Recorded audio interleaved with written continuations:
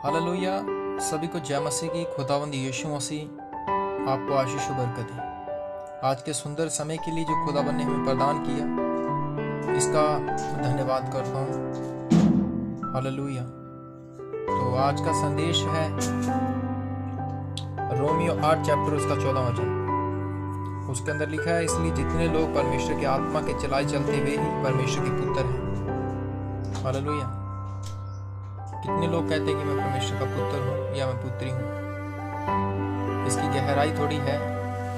और जो पुत्र कहता है या जो पिता कहता है, जो पापा कहता है परमेश्वर को, उस पे चाहे कितनी भी तंगी आए तो वो पीछे नहीं हटेगा। हालेलुया। और प्रभु कहता है कि जितने आत्मा के चलाए चलते।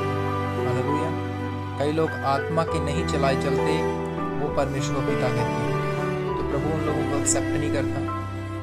प्रभु उन लोगों को एक्सेप्ट करता जो आत्मा के चलाए चलते हैं, जो पवित्रता में चलते हैं, जो नम्र होकर चलते हैं, जो प्रार्थना के अंदर चलते हैं, जो चाहे दुख हो, संकट हो, चाहे तंगी हो, चाहे पीड़ा हो, चाहे मार पड़ती हो, फिर भी कहते हो मेरा पिता है। चाहे उसका पिता कुछ उसे दे चाहे ना दे, फिर भी कहते मेरा पिता है। हालेलुया। उन लोगों को परमेश्वर एक्सेप्ट करता है। कई लोगों ने आत्मा भी पाया हुआ है, लेकिन वो थोड़ी थोड़ी भी दिक्कत आती है उसे सह नहीं पाते। हालेलुया। तो इसीलिए हमें परमेश्वर की आत्मा की बहुत ज़्यादा ज़रूरत है। जब प्रभु जी का आत्मा हमारे अंदर होगा तो कैसी भी परिस्थिति, कैसा भी समय क्यों ना आ जाए, चाहे महाकाल आए, हालांकि कालों के कितने वर्ष बीतें, फिर भी हम पीछे नहीं हटेंगे, हम अड़े और खड़े रहेंगे। हालेलुया। तो इसीलिए हम परमेश्वर की आत्मा की बहुत ज़्यादा ज़रूरत है, क्योंकि यदि परमेश्वर का आत्मा नहीं हमारे पास तो हम उसे एक्सेप्ट ही नहीं कर सकते कि वो हमारा पिता है। वो तो हमें एक्सेप्ट करता, हम एक्सेप्ट ही नहीं, हम उसे चाह ही नहीं सकते कि वो हमारा पिता है। हमें उसके मूल्य का नहीं पता होगा। पिछले दिनों में एक गवाही है, एक बहन और भाई थे, वो करीबन 5 साल से प्रभु के अंदर चल रहे थे, लेकिन थोड़ी सी दिक्कत आई आंखों के अंदर। उन्होंने कॉल किया कि प्रार्थना कीजिए, हमारे पास टाइम नहीं था, हम प्रार्थना नहीं कर पाए। इतनी वजह से वो पीछे हटे क्योंकि प्रार्थना नहीं की। हम तो एक इंसान थे, लेकिन क्या उनका प्रभु पे भरोसा था कि प्रभु चलो उन्होंने तो प्रार्थना नहीं की, आप तो हमारे साथ हैं। तो हालांकि उनकी बहुत बड़ी टेस्ट बनी। उस बहन के घर के अंदर बहुत तंगी थी, बच्चे नहीं थे, परमेश्वर ने बच्चे दिए, अच्छे बिजनेस के साथ ब्लेस किया, उसे दमे का रोग था, प्रभु ने आज़ाद किया। लेकिन बट बात ये हुई कि होली स्पिरिट नहीं था, प्रार्थना करते थे, वचन पढ़ते थे, संगति में आते थे, लेकिन उन्होंने कभी भी अपने पिता को समझा नहीं था कि पिता हमारे लिए क्या कर सकते हैं। हालेलुया। जब तक हम पिता के महत्व को नहीं समझते तो पिता का महत्व क्या है, पिता की रेवोल्यूशन क्या है, पिता की परिभाषा क्या है।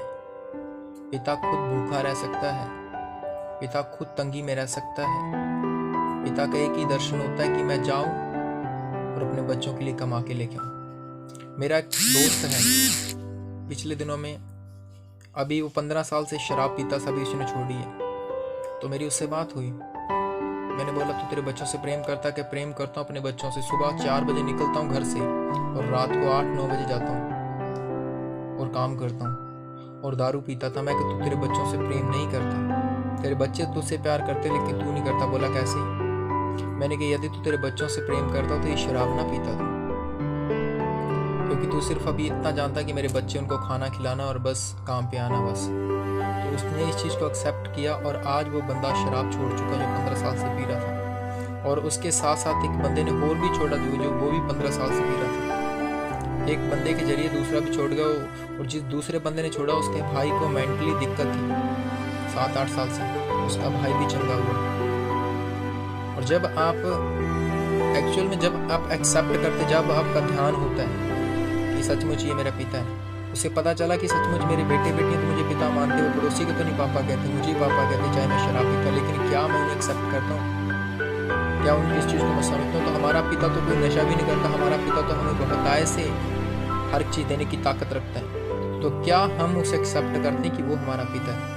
हालेलुया। तो इसलिए मेरे प्रियो, उसे एक्सेप्ट हम तब भी कर सकते जब हमारे अंदर परमेश्वर का आत्मा है, क्योंकि बाइबल स्पष्ट रीति से बताती है रोमियो 8 की 14 में कि जितने लोग परमेश्वर की आत्मा के चलाए चलते हैं वे ही परमेश्वर के पुत्र हैं। हालेलुया।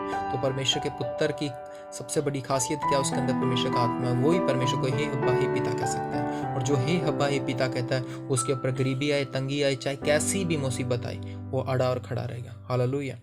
तो इसलिए परमेश्वर के आत्मा के साथ लिपटे रहिए। और जिस किसी के पास परमेश्वर का आत्मा नहीं है तो प्रार्थना कीजिए यीशु के नाम से। बोलिए, यीशु पिता मुझे अपना आत्मा दीजिए, अपनी रूह से भरिए। जो कुछ आप यीशु के नाम से मांगोगे वो मिलेगा। मैं आपको दावे से कह रहा हूँ यीशु मसीह के सामर्थ्य नाम के अंदर। खुदा मुझे ब्लेस करे, आशीष देवे। Hallelujah. God bless you all. आमीन।